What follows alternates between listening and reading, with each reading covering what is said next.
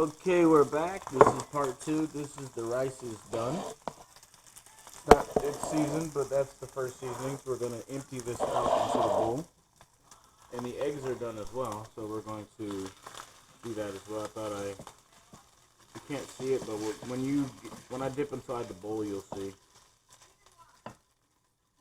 This is extremely hot, and please, if you cook, be extremely safe and don't be stupid in the kitchen. A lot of people, so they get burned. Yeah,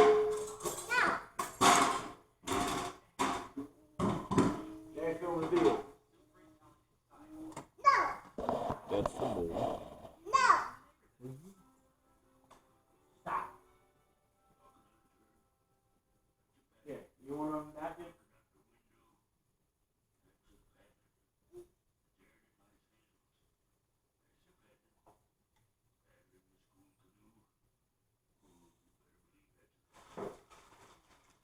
Here.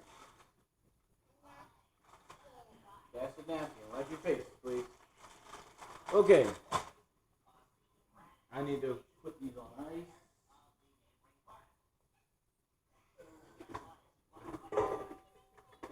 Find the bowl.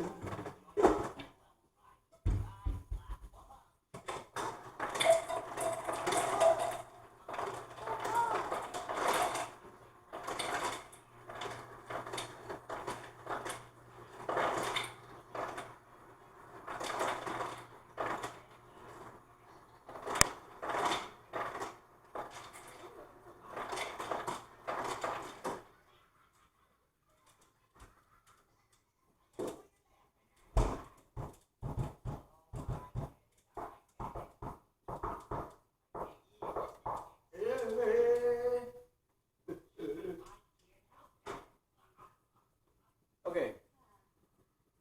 Now I'm getting the cooling process for the eggs. You're about to see me take them out.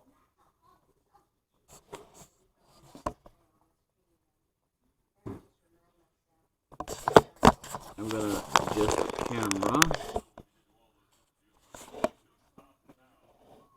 Alright. Now I need a knife. I'll need a knife. This will chill the eggs drastically. Alright. So as we're doing this, come back over and hopefully my stuff does not melt. And basically you're going to let these sit for as little as possible.